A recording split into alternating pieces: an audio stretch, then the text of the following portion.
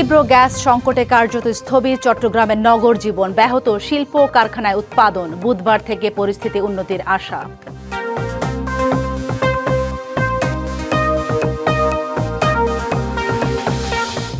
ভারী বর্ষণ আর ভয়াবহ বন্যায় মারাত্মক ক্ষতিগ্রস্ত বান্দরবানের সড়ক যোগাযোগ। কোথাও রাস্তার একাংশ বিলীন, কোথাও গভীর গর্ত।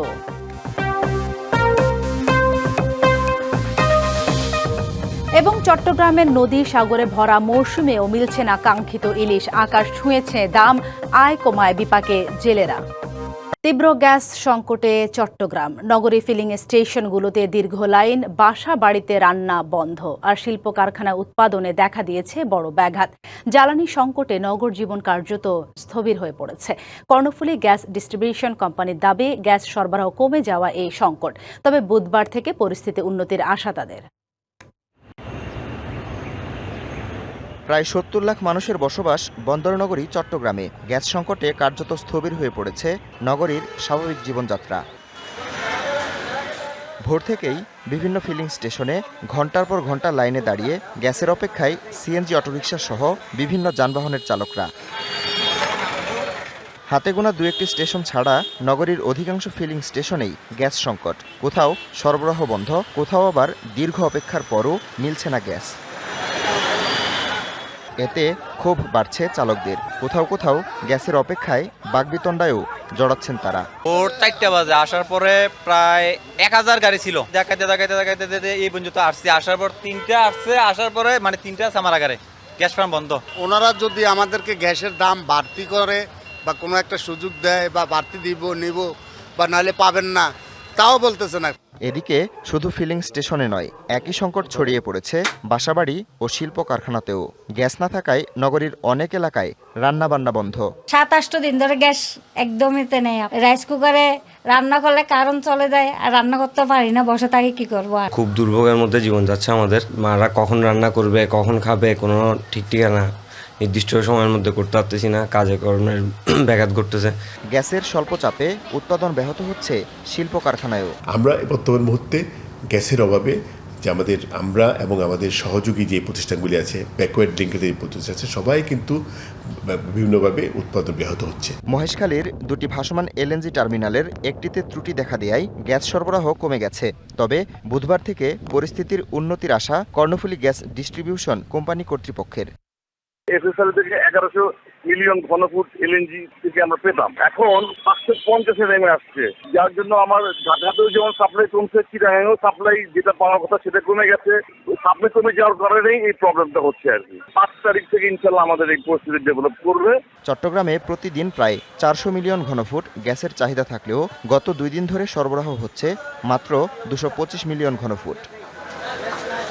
DBC news desk. গ্যাস সংকটের বিষয়ে আরো জানাতে চট্টগ্রামের কদমতলী এলাকা থেকে সরাসরি যুক্ত হচ্ছেন সহকর্মী শহীদুল ইসলাম।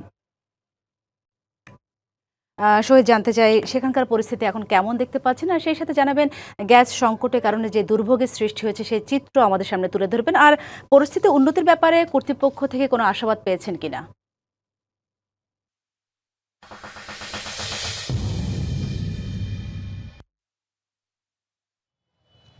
যদি বলি চট্টগ্রামে টানা যে গ্যাস সংকট, সেটা আসলে টানা 10 দিন ধরে চলতেছে। এখন এই যে চট্টগ্রামের গ্যাসের যে চাহিদা, সে চাহিদা হচ্ছে 450 মিলিয়ন ঘনফুট, কিন্তু সেই তুলনায় চাহিদা কিন্তু গত 10 দিন ধরে কোনো দিন 200 মিলিয়ন ঘনফুট গ্যাস আসছে, আবার কোনো দিন 100 মিলিয়ন গ্যাস ঘনফুট আসছে। সেই হিসেবে গ্যাস সংকট বলা যায় যে আসলে খুবই চরম আকার ধারণ করেছে। আমরা এখন যে ফিলিং স্টেশনে আছি সেটা হচ্ছে কদমতলী ফিলিং স্টেশন। এখানে আপনি দেখতেই পাচ্ছেন, তবে এখন ফার্মটি বন্ধ রয়েছে। কিন্তু বন্ধ থাকলেও যদি বা এখানকার যে সিএনজি অটোরিকশাগুলো আছে সেগুলো পাম্পে আসলে গ্যাসের জন্য তারা লাইন দিয়ে দাঁড়িয়ে আছেন, এবং এই যে লাইন, সেই লাইন প্রায় 2 কিলোমিটার নগরীর 2 কিলোমিটার পর্যন্ত ছড়িয়ে গেছে। আমরা সেটি দেখতে পেয়েছি, এবং নগরীর টাইগার পাস হয়ে ওয়াসা পর্যন্ত এই লাইন গেছে। তবে আমরা এখানকার যারা আছেন, সিএনজি ড্রাইভাররা যারা আছেন, তাদের সঙ্গে আমরা কথা বলেছেন। তারা বলছেন আসলে অনেকে রাত 3টা থেকেও লাইন দিয়েছেন, অনেকে ভোর থেকেও লাইন দিয়েছেন, এবং লাইন দেওয়ার পরে যখনই তারা পেট্রোল পাম্প যে ফিলিং স্টেশন আছে সেটা সামনে এসেছেন, তখনই আসলে কর্তৃপক্ষ ফার্মটি বন্ধ করে দিয়েছে। তথা তারা বলছেন যে গ্যাস সংকটের কারণে তারা লাইন দিতে পারছে না। শুধুমাত্র এটা কিন্তু আসলে গ্যাস যে ফিলিং স্টেশন আছে সেখানে আসলে সীমাবদ্ধ না। চট্টগ্রামের যে বিভিন্ন বসত বাড়ি রয়েছে এবং শিল্প কারখানা রয়েছে, সব জায়গায় আসলে গ্যাসের সংকট রয়েছে, এবং এবং ওইখানকার যে বসতবাড়ির আসলে আমরা যাদের সঙ্গে কথা বলেছেন তারা যেটা বলছেন যে একদিকে গ্যাস সংকট চলছে, তার অন্যদিকে আসলে বিদ্যুৎ সংকটও রয়েছে এবং অর্থাৎ সেই ক্ষেত্রে দেখা যায় গ্যাস না থাকলে তারা বিদ্যুতে আসলে তারা রান্না করার জন্য চেষ্টা করেন, কিন্তু সেই ক্ষেত্রে দেখা যায় আবার বিদ্যুৎও চলে যায়। তো সব মিলিয়ে বলা যায় আসলে গ্যাস সংকট চট্টগ্রামের চরম আকার ধারণ করছে এবং কর্তৃপক্ষ যেটা আছে কর্ণফুলী গ্যাস ডিস্ট্রিবিউশন, তারা যেটা বলছেন যে আগামীকাল সকাল থেকে চট্টগ্রামের গ্যাসের পরিস্থিতি তারা স্বাভাবিক হওয়ার আশা প্রকাশ করছেন। সাথে ধন্যবাদ আপনাকে। টানা ভারী বর্ষণ আর ভয়াবহ বন্যায় মারাত্মক ক্ষতিগ্রস্ত পার্বত্য জেলা বান্দরবানের সড়ক যোগাযোগ ব্যবস্থা। প্রায় 180 কিলোমিটার সড়কে দেখা দিয়েছে বড় ধরনের ক্ষতি। কোথাও পাহাড়ি ধসে রাস্তার একাংশ বিলীন, কোথাও সৃষ্টি হয়েছে গভীর গর্ত। বান্দরবান জেলা সদর থেকে শুরু করে রুমা, রোয়াংছড়ি, থানচি ও আলীকদম উপজেলার বিভিন্ন সড়কে বন্যার ক্ষতচিহ্ন এখনও স্পষ্ট। পাহাড়ি ঢল আর প্রবল স্রোতে অনেক স্থানে পিচঢালা সড়কের একপাশ ধসে গেছে। কোথাও ক্ষতিগ্রস্ত হয়েছে কালভার্ট, ভেঙে পড়েছে সড়কের পাশের প্রতিরক্ষা দেয়াল। সড়কে জীবনের ঝুঁকি নিয়েই প্রতিদিন চলাচল করছেন স্থানীয় বাসিন্দারা। পণ্য পরিবহনেও দেখা দিয়েছে নানা প্রতিবন্ধকতা। ক্ষতিগ্রস্ত সড়ক দ্রুত সংস্কারের দাবি জানিয়েছেন ভুক্তভোগীরা। পাহাড়ের উপর রাস্তা আছে, ওখানে প্রায় জায়গায় ডালুতে ভেঙে গেছে, আমাদের গাড়ি লোড যাইতেও ভয় লাগে। রাস্তাগুলো ভেঙে গেছে, ভেঙে যাওয়ার পর আমাদের গাড়ি ঘোড়া চলা বন্ধ। রাস্তা ভেঙে গেছে, আমাদের যাতায়াত করতে কষ্ট হয়। ক্ষয়ক্ষতি মোকাবিলায় আগামী 1 বছরের জন্য প্রস্তাবনা পাঠানোর কথা জানিয়েছে সড়ক ও জনপথ বিভাগ। বৃষ্টি কমার সাথে সাথে আমরা ফিল্ডে গিয়ে প্রাক্কলন করে ইমার্জেন্সি মেইনটেনেন্সের পাঠিয়ে অনুমোদন পেলে আমরা সড়ক মেরামত এবং পুনর্বাসন করব। অনুমোদন পেলে দ্রুত সড়ক মেরামত এবং পুনর্বাসনের আশ্বাস দেন এলজিইডির নির্বাহী প্রকৌশলী। 63 kilometre road network severely damage হয়েছে।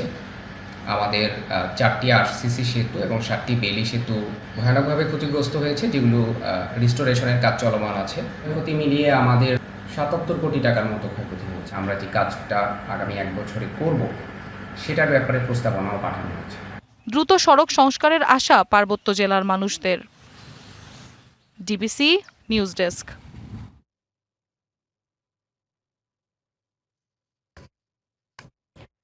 বান্দরবানের রোয়াংছড়ি উপজেলায় তারাসা ইউনিয়নের সাইঙ্গা এলাকায় বিভিন্ন পাড়ায় বন্যায় ক্ষতিগ্রস্ত 162 পরিবারের মাঝে ত্রাণ সামগ্রী বিতরণ করেছে জেলা বিএনপি। সকালে রোয়াংছড়ি উপজেলার সাইঙ্গা সরকারি প্রাথমিক বিদ্যালয় প্রাঙ্গণে এই ত্রাণ বিতরণ কর্মসূচি অনুষ্ঠিত হয়। প্রধান অতিথি হিসেবে ক্ষতিগ্রস্ত পরিবারের হাতে ত্রাণ সামগ্রী তুলে দেন বান্দরবান জেলা বিএনপি সদস্য সচিব জাবেদ রেজা। দুর্যোগ কবলিত মানুষের প্রয়োজনীয় সহায়তা নিশ্চিতের পাশাপাশি ভবিষ্যতেও এ ধরনের মানবিক কার্যক্রম অব্যাহত থাকবে বলে জানান নেতাকর্মীরা। ভরা মৌসুমেও সোনার হরিণ, ইলিশ। চট্টগ্রামের নদী কিংবা সাগর কোথাও জালে ধরা দিচ্ছে না বাঙালির পছন্দের মাছটি। যা ধরা পড়ছে তাও আকারে ছোট, তাতে আকাশ ছুঁয়েছে দাম। আয় কমে যাওয়ায় বিপাকে জেলেরাও। নিষিদ্ধ জালের ব্যবহারের কারণে কাঙ্ক্ষিত ইলিশ মিলছে না বলছেন সংশ্লিষ্টরা। ভরা মৌসুমেও চট্টগ্রামের ফিশারি ঘাটে আসছে না কাঙ্ক্ষিত পরিমাণে ইলিশ, তাই ব্যস্ততাও নেই।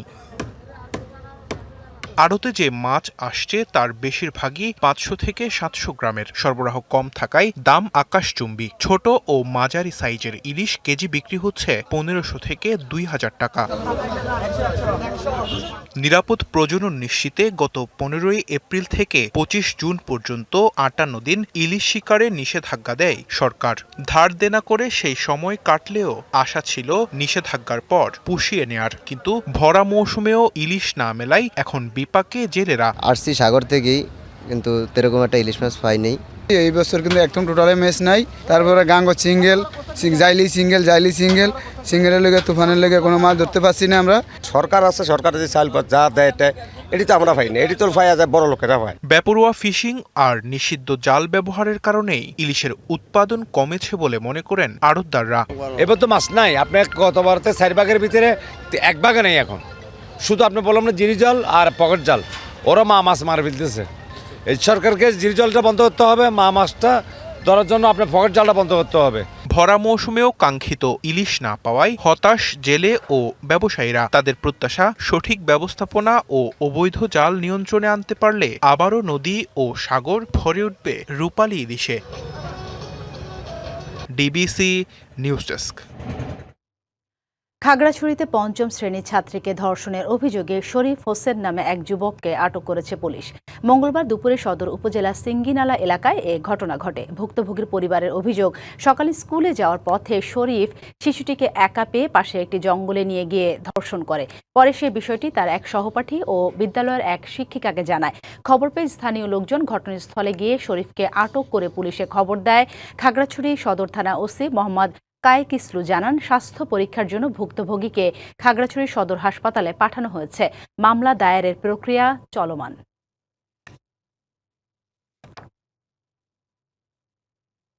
জুলাই গণ অভ্যুত্থান দিবস উপলক্ষে কাল বান্দরবানে 4টি পর্যটন কেন্দ্রে দর্শনার্থীরা বিনামূল্যে প্রবেশের সুযোগ পাবেন। বিজ্ঞপ্তিতে বলা হয়, জুলাই গণ অভ্যুত্থানের দ্বিতীয় বর্ষপূর্তিতে নীলাচল, মেঘলা, প্রান্তিক লেক ও চিম্বুক পর্যটন কেন্দ্রে সবার জন্য বিনামূল্যে প্রবেশের ব্যবস্থা রাখা হয়েছে। এই উদ্যোগের ফলে দর্শনার্থীদের জনপ্রতি প্রায় 200 টাকা প্রবেশ মূল্য সাশ্রয় হবে। পাশাপাশি অতিরিক্ত ব্যয় ছাড়াই পর্যটকেরা জেলার অন্যতম জনপ্রিয় দর্শনীয় স্থানগুলো ঘুরে দেখার সুযোগ পাবেন। সংশ্লিষ্টদের আশা, এই উদ্যোগে একদিকে যেমন পর্যটকদের উপস্থিতি বাড়বে, অন্যদিকে বান্দরবানের পর্যটন খাতেও ইতিবাচক প্রভাব পড়বে।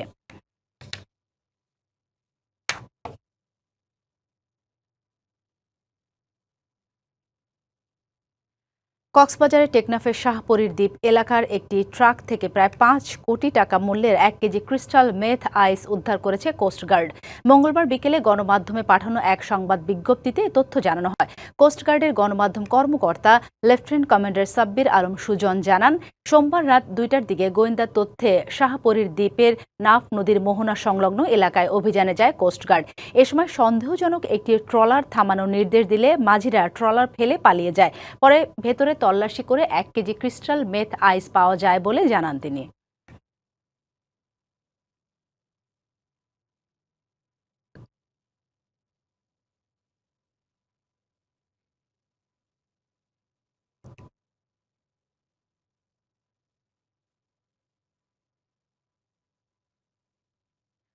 রাঙামাটিতে access to and utilization of life-saving services by marginalized communities in Chittagong Hill Tracts প্রজেক্টের অবহিতকরণ সভা অনুষ্ঠিত হয়েছে।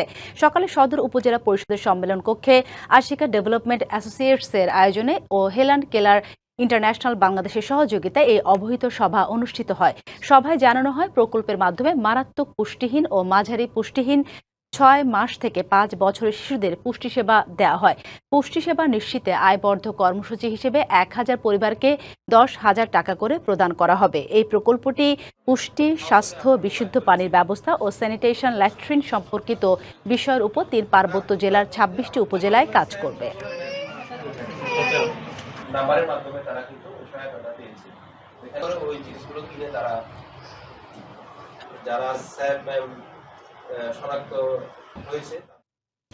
ডিবিসি চট্টগ্রাম সংবাদে এই ছিল এখনকার মতো। ডিবিসি নিউজের সংবাদগুলো পড়তে ভিজিট করুন dbcnews.tv আর ভিজিট করুন ডিবিসির ফেসবুক পেজ এবং ইউটিউব চ্যানেল ডিবিসির সঙ্গে।